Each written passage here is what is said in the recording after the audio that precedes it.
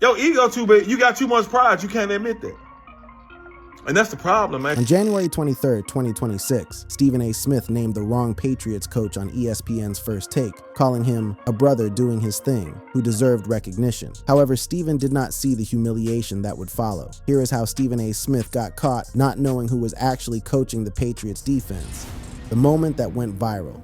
The AFC Championship game between the New England Patriots and the Denver Broncos was set for the weekend. A Super Bowl berth was on the line. ESPN's First Take was previewing the matchup, and the conversation turned to whether Broncos quarterback Jarrett Stidham could handle the Patriots defense. Stephen A. Smith had something to say about it. It's a defense that Jarrett Stidham has to go up against. Yeah. There is a brother coaching that defense, Terrell Williams. We ain't mentioned him all year long.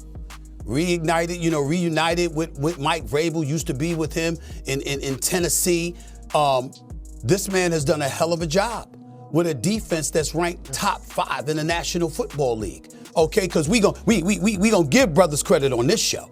And that brother's doing his thing. Co-hosts Cam Newton and Ryan Clark nodded along. No one corrected him. The segment proceeded without interruption. The problem was that Terrell Williams had not been actively coaching since early in the 2025 season. On September 26, 2025, Patriots head coach Mike Vrabel announced that Williams had been diagnosed with prostate cancer. Williams stepped away immediately to begin treatment. He had been gone for months. The person who had actually been calling defensive plays was Zach Kuhr, the 37-year-old inside linebackers coach. Kuhr assumed play calling responsibilities starting from week 2 and had been running the defense for the entire season. Under his leadership, the Patriots defense ranked 4th in points allowed per game at 18.8 and 8th in yards allowed at 294.0. Stephen A. Smith credited Williams for all of it. The clip hit social media within minutes. John Root posted it on X with a caption pointing out the error. The post gained over 1.3 million views. Comments piled up. People tagged ESPN. They tagged Smith. They tagged anyone who would listen. Dave Portnoy shared the video with the caption, "Ain't no way this is real," and received nearly 1 million views on his post. ESPN deleted their official tweet of the segment. The deletion only made things worse. Screenshots circulated. The original clip kept spreading. People who had not seen the segment now went looking for it specifically because ESPN had tried to remove it. The responses ranged from mockery to genuine frustration. Some users laughed at the oversight. Others pointed to it as evidence that national sports media did not actually watch the teams they covered. One comment that kept appearing across platforms was simple.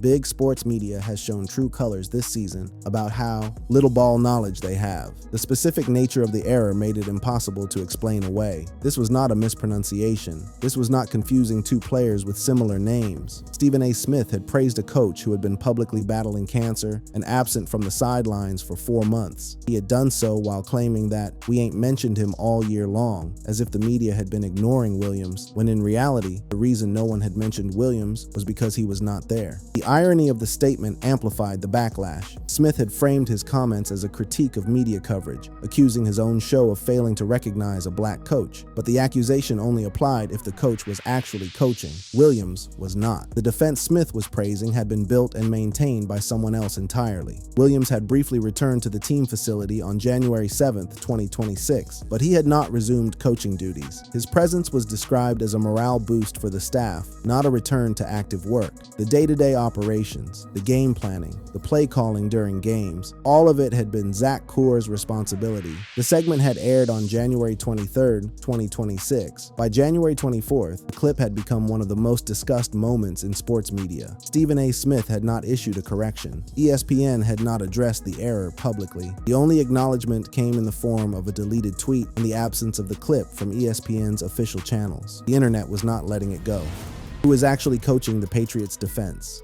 To understand why this error cut so deep, it helps to examine the actual circumstances surrounding the Patriots' defensive coaching staff during the 2025 season. The situation was not obscure. It had been reported publicly. It had been discussed on sports networks. The information was available to anyone who looked. Terrell Williams was hired as the Patriots' defensive coordinator in early 2025. He brought extensive experience, including 6 seasons with the Tennessee Titans under Mike Vrabel. The reunion with Vrabel was a storyline heading into the season. Williams Williams had been instrumental in building some of the league's best defenses during his time in Tennessee. The expectation was that he would do the same in New England. That expectation lasted less than a month. On September 26, 2025, Mike Vrabel announced publicly that Tyrell Williams had been diagnosed with prostate cancer. The announcement came during a press conference. Vrabel stated that Williams would step away from coaching duties to focus on treatment. The news was covered by ESPN, NFL Network, and every major sports outlet. The diagnosis came after Williams had collapsed during training camp on August 4th due to dehydration. At the time, it was treated as a heat-related incident. The cancer diagnosis, weeks later, revealed that his health situation was far more serious than initially understood. Williams was not on the sidelines for week 2 of the regular season. He was not there for week 3. He was not there for any of the weeks that followed. For the entirety of the Patriots' regular season run, Zach Kuhr was the one calling plays. Kuhr's background made him an unconventional choice for the role. He had spent most of his career coaching offense. His collegiate coaching tenure was primarily focused on running backs and offensive coordination. He did not transition to defense until joining the NFL in 2020. His rise through the defensive coaching ranks had been rapid, but he was still relatively unknown outside of NFL coaching circles. When Williams went out, there was no guarantee that Kuhr would step into the role. The Patriots could have hired an outside coordinator.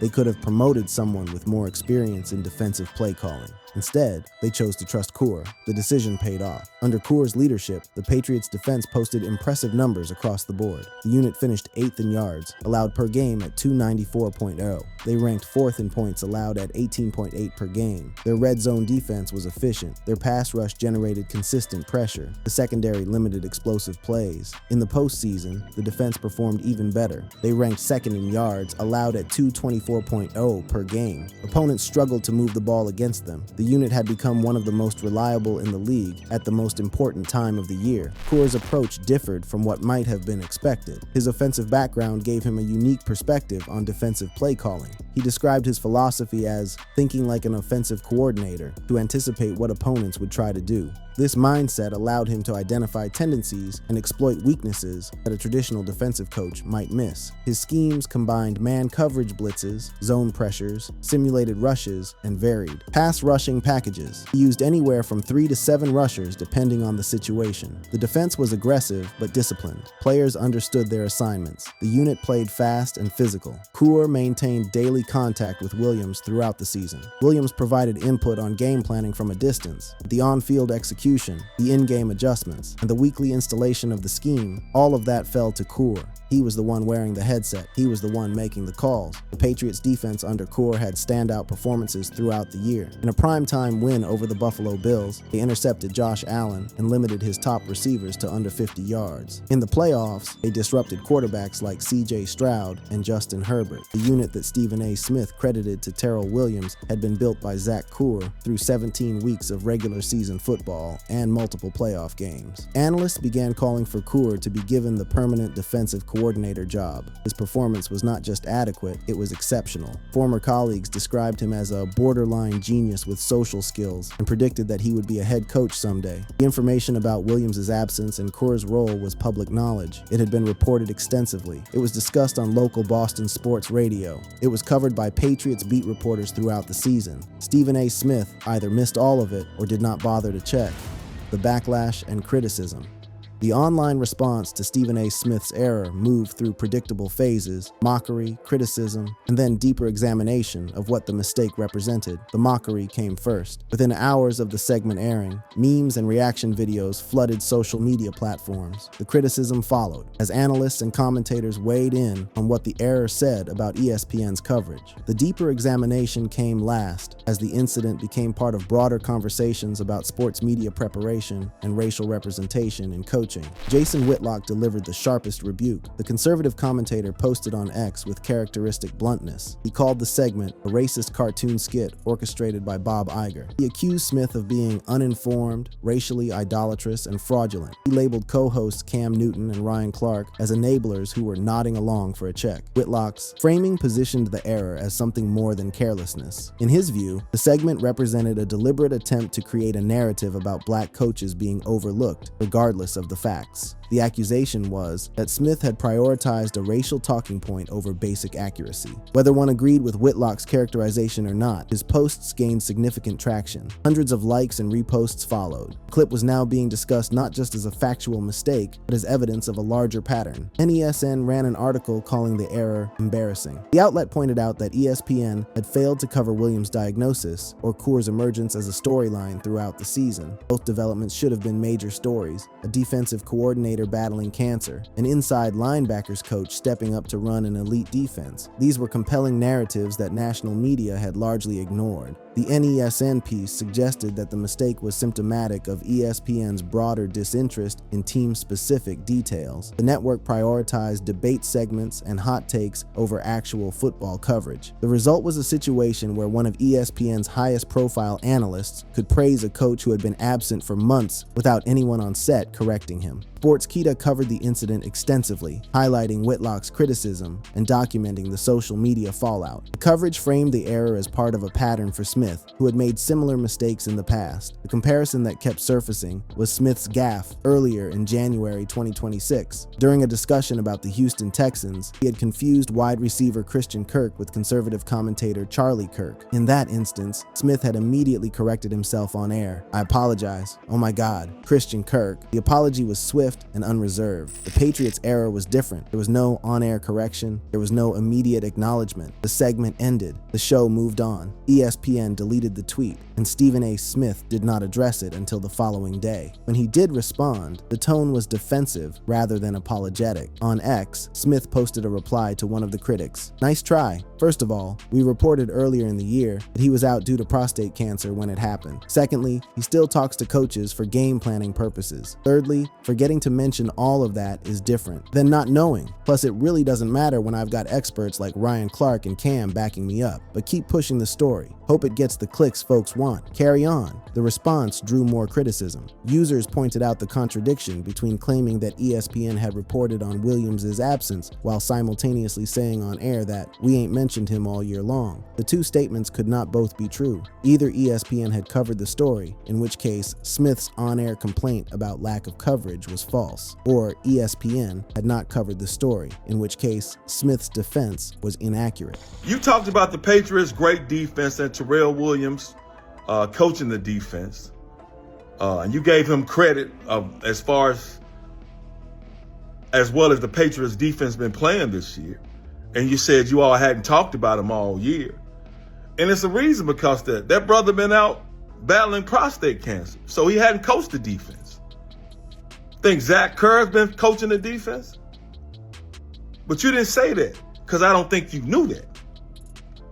I think you looked at the stats, you looked at the sheet of paper that they gave you, and didn't do any research behind that. And who's ever feeding you your stuff, they set you up, man, because you got to start looking up stuff yourself. The criticism from content creators was direct. The accusation was that Smith had relied on surface-level information without digging deeper. Someone had given him stats about the Patriots' defense. Someone had told him Terrell Williams was the defensive coordinator. He had taken that information and built a narrative around it without verifying the basic facts of the situation. The defense that Coor had built was impressive. The numbers were real. Praise for the performance was warranted, but crediting it to a coach who was not there undermined the entire point Smith was trying to make. He wanted to highlight a black coach who was being overlooked. Instead, he overlooked the person who was actually doing the job. Public reaction on X continued for days. One user wrote, "Dude, just admit you fucked up, goddamn." Another posted, "No way, you're doubling down." The consensus was that an apology would have resolved the situation far more effectively than the defensive posturing. Smith's pattern of apologies in other situations made the absence of one here more noticeable. He had apologized to his fraternity Omega Psi Phi for mispronouncing their name. He had apologized to Congresswoman Jasmine Crockett after criticism of his comments about her. When he made errors, he often acknowledged them publicly. This time, he chose a different approach. The coaches behind the controversy. The controversy over Stephen A. Smith's comments brought renewed attention to both Terrell Williams and Zach Coor, two coaches whose careers intersected at one of the most challenging moments either had faced. Understanding their backgrounds provides context for why the error was not just embarrassing, but genuinely unfair to both men. Terrell Williams was born on June 19, 1974, in Los Angeles, California. He played college football as a nose guard at East Carolina University, where he contributed to a victory in the 1995 Liberty Bowl against Stanford. His playing career was not extraordinary, but it gave him a foundation in defensive line play that would define his coaching philosophy for the next 3 decades. Williams earned a bachelor's degree in communications with a minor in history. The educational background served him well in his transition to coaching, providing the communication skills necessary to connect with players and coordinate with staff across multiple levels of football. His coaching career began immediately after college. He spent 14 years at the collegiate level before entering the NFL in 2012. His roles were consistently focused on defensive lines, with occasional expansion into run game coordination and assistant head coach positions. He worked at Fort Scott Community College, North Carolina A&T, Youngstown State, Akron, Purdue, and Texas A&M. At Purdue, he coached future NFL star Anthony Spencer, who led the NCAA in tackles for loss and became a first-round draft pick. At Texas A&M, the Aggies won their first Big 12 championship in 2010 and led the nation in sacks in 2011. Williams had a track record of developing talent and contributing to winning programs. His NFL career began with the Oakland Raiders in 2012, where he served as defensive line coach through 2014. The unit ranked 8th in the NFL in rushing yards allowed per play. He moved to the Miami Dolphins from 2015 to 2017, overseeing a defensive front that featured Cameron Wake and Ndamukong Suh. Wake amassed 29 sacks over 3 seasons, and Suh recorded 15.5 sacks during that span. The Dolphins made the playoffs in 2016 for the first time since 2008. Williams' longest NFL tenure came with the Tennessee Titans from 2018 to 2023. He reunited with Mike Vrabel and helped build one of the league's best defensive units. The Titans reached the AFC Championship in 2019. Their rushing defense led the league in 2022. Williams coached Pro Bowlers like Jeffrey Simmons and Jurrell Casey. He briefly joined the Detroit Lions in 2024 as defensive line coach and run game coordinator. The defense led the NFL in third down efficiency and ranked 5th in rushing defense, despite injuries to key players. When Vrabel took the Patriots job, Williams followed him to New England. The personal side of Williams' life provided context for his resilience in facing the cancer diagnosis. He is married to Tafini Williams, with whom he has 2 sons. Their younger son, Tyson, passed away in 2012 at age 4 from a sudden illness. The tragedy had profoundly affected Williams and reinforced his emphasis on family and career decisions. He had already faced devastating loss before the cancer diagnosis. He knew how to fight through adversity. Zach Kuhr represented a different kind of coaching trajectory. Born on April 19, 1988 in Jacksonville, Florida, he never had a notable playing career. His path into coaching began while he was still a student, serving as an assistant at Mandarin High School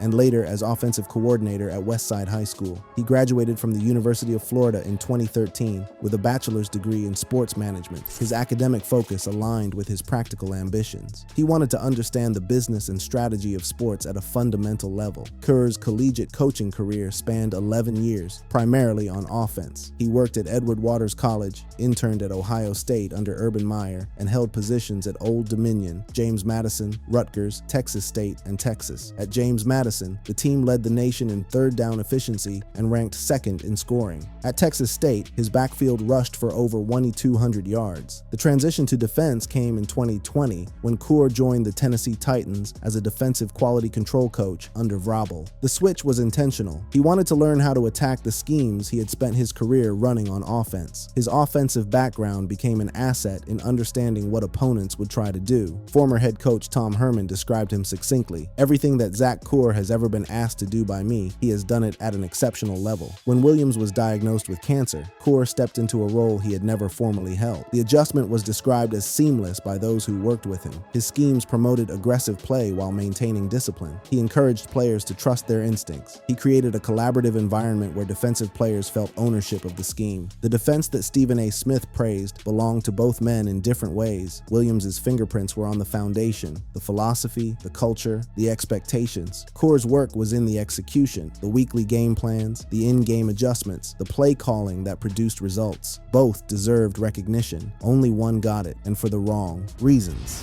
Stephen A. Smith and the pattern of criticism. The Patriots' coaching error did not exist in isolation. It became another entry in a growing list of incidents that critics pointed to when arguing that Stephen A. Smith prioritized entertainment over accuracy. The backlash reflected long-standing frustrations with his approach to sports commentary and his recent expansion into political topics. Smith's style has drawn criticism for years. Viewers and analysts argue that he yells over guests, prioritizes hot takes for ratings, and shows inconsistent positions on players and teams. The format of First Take encourages this approach. Debate segments thrive on conflict. Nuance does not generate clicks. Bold statements do. The criticism extends beyond his sports commentary. Smith's ventures into political discussions have drawn accusations of hypocrisy and what critics call anti-black bias. Figures like Joy Reid, Don Lemon, and Congresswoman Jasmine Crockett have publicly criticized him. Reid labeled him a sellout for praising white conservative commentators, while harshly judging black women in public life. Don Lemon accused him of cozying up to white people for financial gain.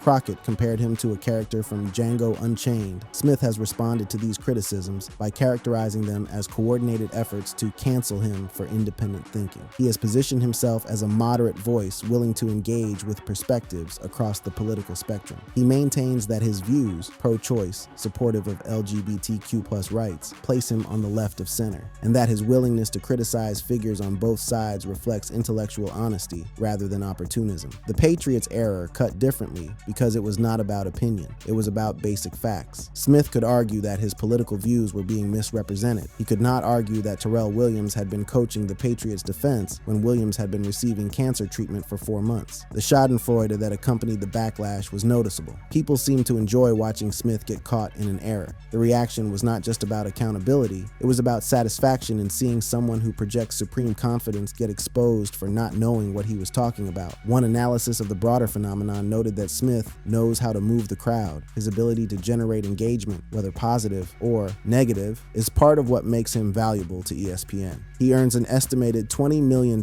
annually. His presence drives ratings. The network has an incentive to keep him in front of cameras regardless of occasional errors. You have to.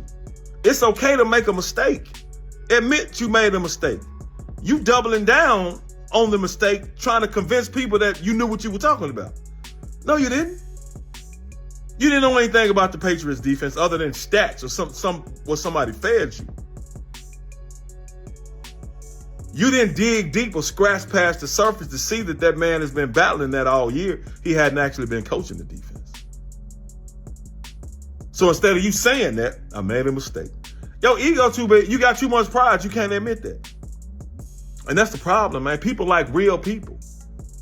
People like people who don't mind showing that they're human. The critique captured what many felt. Smith had been caught in a factual error. His response was to defend himself rather than acknowledge the mistake. The defense came across as arrogant. It suggested that being wrong was less important than appearing confident. Some argued that Smith's shift over the years from athlete advocate to critic represented a fundamental change in his approach. Early in his career, he built credibility by aligning with players like Allen Iverson and Kobe Bryant. He offered a player-friendly perspective that distinguished him from traditional sports media voices. Over time, critics argue he pivoted toward positions that served his own interests, siding with owners and management, criticizing players who stepped out of line, and leveraging access for profit. The Patriots' error highlighted the gap between the image Smith projects and the preparation that image requires. He presents himself as someone who knows sports inside and out. The segment revealed that he did not know basic information about one of the teams playing in the AFC Championship game. Comparisons to other ESPN errors provided context. Troy Aikman's recent playcock slip on air was embarrassing but harmless. Adam Schefter's false report about Christian McCaffrey's award eligibility was corrected quickly.